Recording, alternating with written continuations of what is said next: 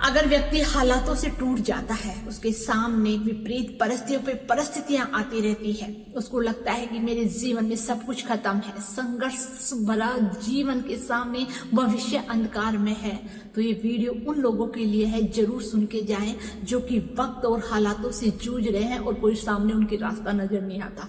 अगर आप उनका वीडियो देखेंगे तो आप सोचने को मजबूर हो जाएंगे कि एक महिला कैसे अपने आप को इतनी विपरीत परिस्थितियों में, इतने बुरे हालातों में भी अपने आप को मजबूत बनाए रखी।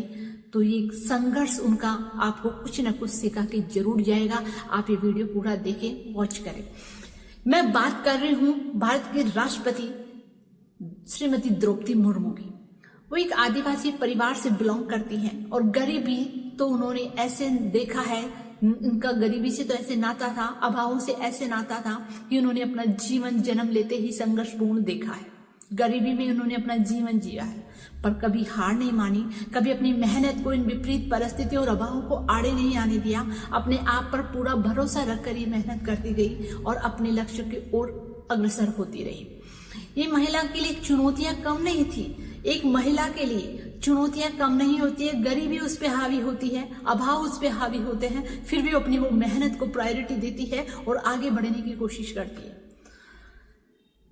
जब वो झारखंड की राज्यपाल थी तो वो राष्ट्रपति कोविंद से मिलने जाती है, तो उसको पता नहीं था एक दिन वो भी इस पद पर सुशोभित होंगी। सोचा भी नहीं था उस महिला ने। और फिर उस महिला का जो जीवन था वो भी पूरा संघर्षपूर्ण, चुनौतीपूर्ण था। जिस महिला को 25 साल का बेटा उसकी आंखों के सामने इस दुनिया से चला जाता है, तो एक वज्रपात सा टूटने से जैसा होता है इस महिला का। पूरी तरह से टूट जाती है जब उसका 25 साल का बेटा उसके सामने इस दुनिया से चला जाता है। तो आप सोच के देखिए उस महिला की क्या स्थिति है, क्या परिस्थिति है जिसका 25 साल का बेटा इस दुनिया से चला गया।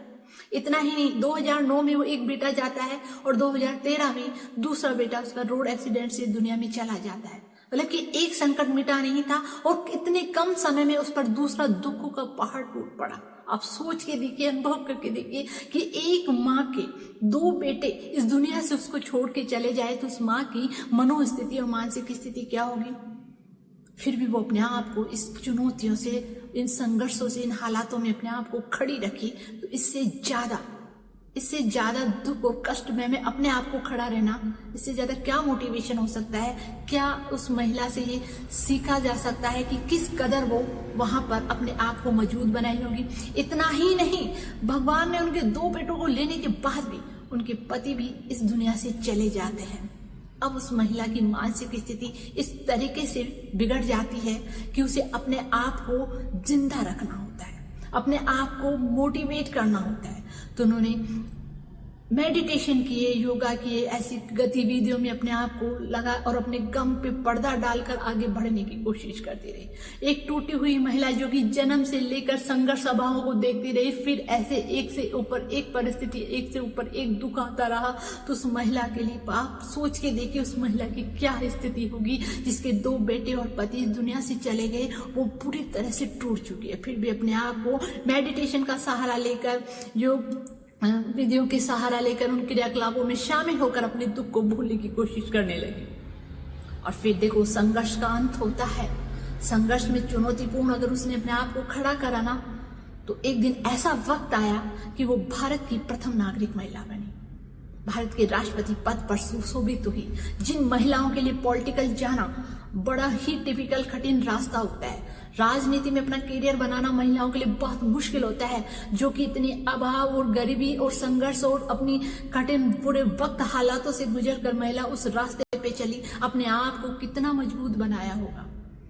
पर उनसे एक चीज ये था कि वो अपने प्रति, अपने कार्यों के प्रति जितनी ईमानदार महिला है ना, उतना ही उनका लक्ष्य ईमानदार था।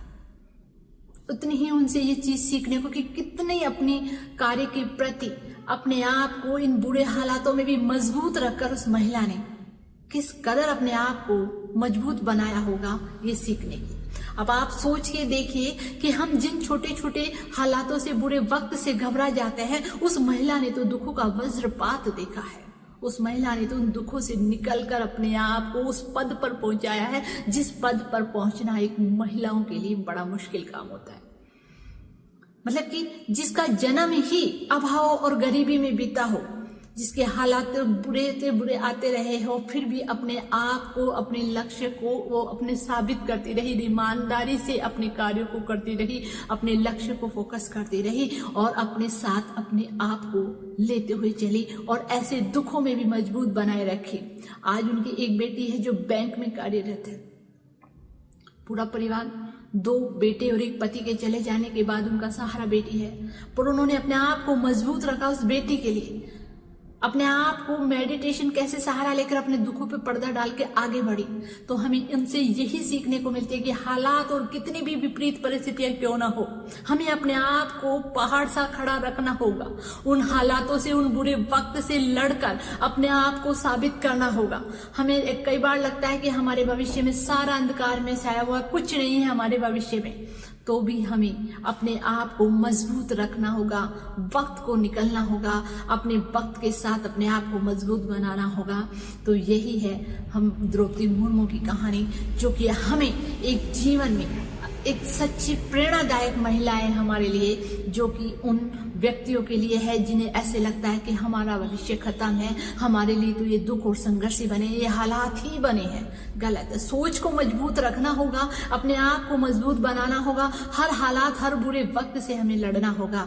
तो नमस्कार, ऋतु शर्मा। अगर आपको ये मोटिवेशन कहानी भारत के प्रथम नागरिक की अगर आपको पसंद आई हो और उनसे कुछ सीखने को मिला हो, अगर इनकी जीवन संघर्ष से आपको कुछ सीखने को मिला है, तो इसको शेयर करिए, कमेंट करिए और लाइक करिए।